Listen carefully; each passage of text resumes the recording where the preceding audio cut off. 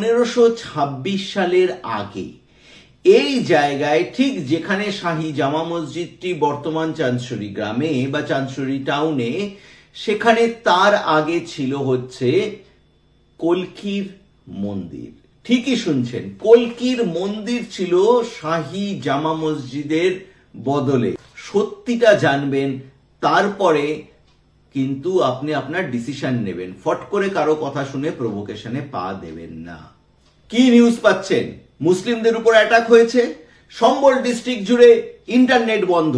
ইউপিতে হঠাৎ করে মুসলিমদের উপর কেন মারা হচ্ছে এবং প্রশাসন কেন চুপ হয়ে রয়েছে? হ্যাঁ, ঠিক আপনার মতন এরকম কোশ্চিন কিন্তু আমার মনেও হয়েছিল, কিন্তু গোটা ঘটনাটা কিন্তু তার আগে আপনি হিন্দু হন কি মুসলিম হন পুরোটা জেনে নেওয়া উচিত। দেখুন, আপনাকে বুঝতে হবে সম্বল ডিস্ট্রিক্ট রয়েছে হচ্ছে ইউপিতে। এই সম্বল ডিস্ট্রিক্টে চাঁদশরী বলে একটি টাউন রয়েছে, সেখানে রয়েছে শাহী জামা মসজিদ। এই শাহী জামা মসজিদটা কি? অ্যাকচুয়ালি যদি দেখা যায় যে আমাদের যেটা অ্যাক্ট রয়েছে 22শে ডিসেম্বর 1920 সালে, সেখানে জামা মসজিদের অন্তর্গত এরকম শাহী জামা মসজিদ ভারতবর্ষের বিভিন্ন অংশে ছড়িয়ে আছে। এবং এই শাহী জামা মসজিদ যেগুলো হয় সেগুলো কিন্তু ভারতবর্ষের সমস্ত প্রোটেকশন অ্যাক্টের মধ্যে পড়ে। মানে প্রোটেকশন অ্যাক্ট কোনটা হচ্ছে যে এই মসজিদ আপনি ফট করে অ্যাটাক বা কোনো কিছুর মধ্যে যেতে পারবে না, কারণ এগুলো ন্যাশনাল প্রপার্টির অন্তর্গত। আর ন্যাশনাল প্রপার্টির যখন অন্তর্গত কোনো মসজিদ চলে আসে, তার মানে আপনাকে বুঝতে হবে সেটা under archaeological survey of India. এবং এএসআই এর আন্ডারে ন্যাশনাল প্রোটেকশন অ্যাক্টের মধ্যেই কিন্তু এই মসজিদ দীর্ঘদিন ধরে ছিল সম্বল ডিস্ট্রিক্টের চাঁদশরী টাউনে। পিটিশন দায়ের করে 8 জন। 8 জন যে পিটিশন দায়ের করে তার মধ্যে একজনের নাম হয়তো যারা পলিটিক্যাল রিসার্চ নিয়ে পড়াশোনা করো বা যারা এইসব ভিডিওগুলো দেখো তারা জানতেই পারবে, শঙ্কর জৈন। কে এই শঙ্কর জৈন? অ্যাডভোকেট শঙ্কর জৈন। আমরা যদি একটু ব্যাক করি তাহলে জ্ঞানবাপী মন্দিরের সার্ভের জন্য এই শঙ্কর জৈন কিন্তু বিশাল বড় একটা কাণ্ডারি, যে পিটিশনটি দায়ের করেছিল। এবারও একজন নয়ডাতে থাকে, একজন এরকম করে 8 জন মিলে লোকাল কোর্টে একটি পিটিশন দায়ের করে। কি ছিল এই পিটিশনে?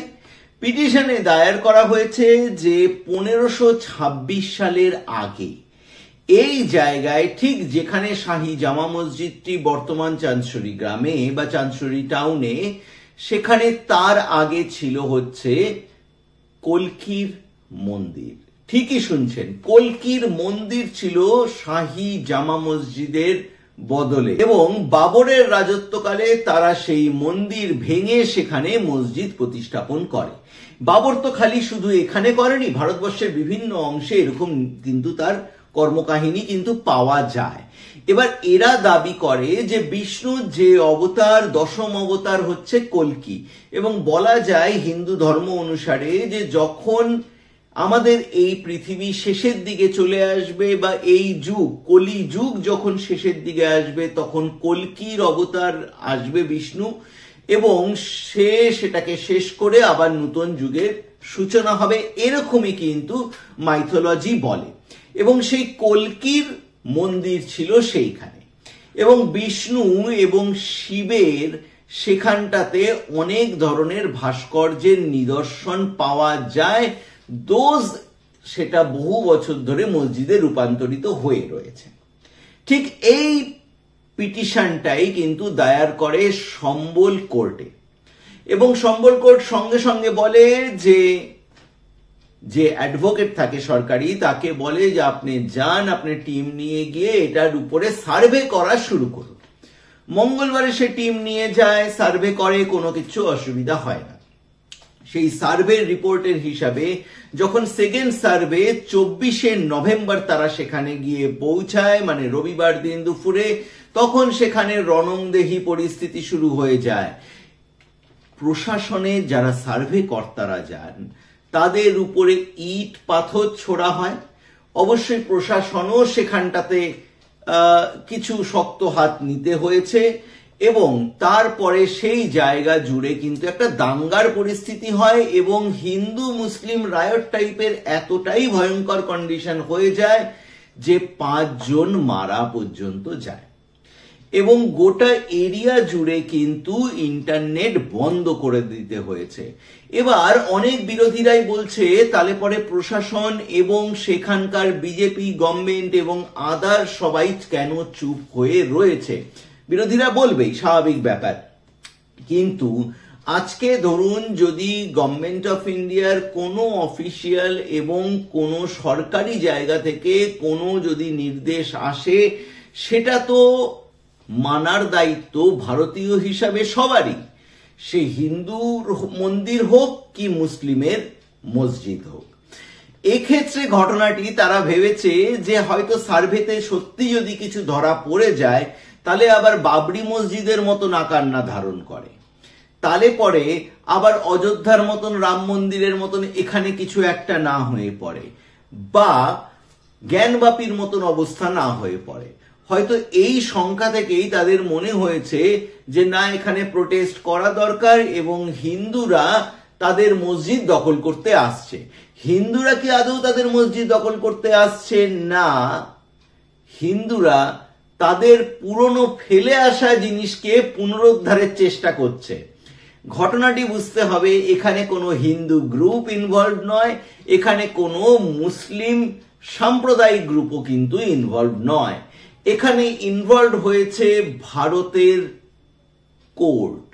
যে কোর্ট বা আদালতের রায় সবাই কিন্তু মাথা পেতে নয়, সেই আদালতের রায়েই কিন্তু এখানে সার্ভে হচ্ছিল। দেখুন, সার্ভে হয়ে যাওয়া মানে তো তাই নয় যে সার্ভেতে যদি কিছু উঠে আসে সেটাকে কোর্টে পেশ করতে হবে, লোয়ার কোর্ট থেকে যাবে হচ্ছে হায়ার কোর্ট, হায়ার কোর্টে না হলে যাবে সুপ্রিম কোর্ট। এই তো প্রসেস আমাদের সবার জানা। তাহলে পরে বেসিক লেভেলে যখন সার্ভের কথা উঠছে তখন এই জায়গায় সম্বলপুরে এই জায়গাটাতে যখন নর্মাল কোশ্চেন হচ্ছে তাহলে সম্বলের এই মসজিদ নিয়ে এত কেন রাগারাগি হচ্ছে মুসলিমদের মধ্যে। অনেক ইউটিউবার এবং অনেকে প্রভোকেশনের জন্য বলছে যে এটা কি হচ্ছে, এইভাবে ভারতে মসজিদ ভাঙা হচ্ছে, তা কিন্তু নয়। রুটটা মানুষ খুঁজতে চাইছে এবং সেই জন্যই তারা পিটিশন দিয়েছে, এবং পিটিশন যখন দিয়েছে সেই হিসাবে কিন্তু সার্ভে হচ্ছে। সার্ভের রেজাল্ট যদি নেগেটিভ হয় তো নেগেটিভ হবে, যদি পজিটিভ হয় তো তাহলেই পরে কোর্ট কেস চলবে। এবং আমরা তো জানি যে বাবরি মসজিদের জায়গায় তো আর রাম মন্দির হলো না, সেখানে দু তরফকেই যুক্তির খাতিরে কিছু দিয়ে দেওয়া হয়েছে। তাহলে পরে এক্ষেত্রে অসুবিধাটা কেন হচ্ছে? সত্যি কি মুসলিম পপুলেশন এত বেড়ে গেছে যে হিন্দুরা যদি ভাবে যে এই মসজিদের জায়গায় আমাদের মন্দির ছিল, সেটার সার্ভে করতে যাচ্ছে অফিসিয়ালসরা বা যেটা সরকারি কর্মচারীরা, তাদের উপরে লাঠিচার্জ, তাদের উপরে পাথর ছোড়া, সেখান থেকে দাঙ্গার পরিস্থিতি, সেখান থেকে 4-5 জন কেন মারা যাবে? কারণ এটা তো খুব সত্যি কথা, এই দেশে হিন্দু মুসলিম পলিটিক্যাল ইস্যুই কিন্তু তৈরি করে। সে মুসলিমের কিছু পলিটিক্যাল কিছু থাকবে বা হিন্দুদের কিছু পলিটিক্যাল পার্টিরা থাকবে, কিন্তু এই মন্দির মসজিদের গন্ডগোলের মাঝখানে বলির বকরা হয় কিন্তু সাধারণ মানুষেরা, যারা হিন্দুও বোঝে না, যারা মুসলিমও বোঝে না, যারা বোঝে দিন গেলে পরে আমার আয়টা হবে কিনা, আমার এই জায়গার বিকাশ হচ্ছে কিনা, তারা প্রসপারাস ভারতের দিকে তাকিয়ে থাকে হিন্দু মুসলিমের এই বিভাজন, এই বিভেদ না করে।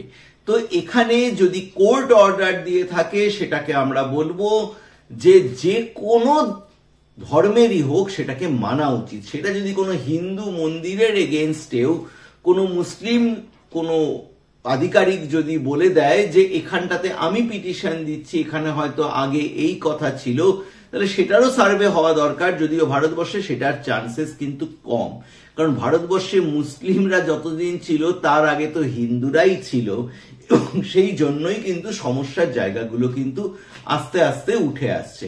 আপনার কি মন্তব্য? ভিডিওটি ভালোভাবে দেখে সবার মধ্যে ছড়িয়ে দেবেন। এবং লাস্টে আমি একটাই কথা বলবো, যদি কোর্টের অর্ডার হয়ে থাকে তাহলে পরে সবাইকে সেটা মাথা পেতে নিতে শিখুন। কারণ এই দেশ যতটা হিন্দুর, ততটা মুসলিমের, ততটা সবারই কিন্তু।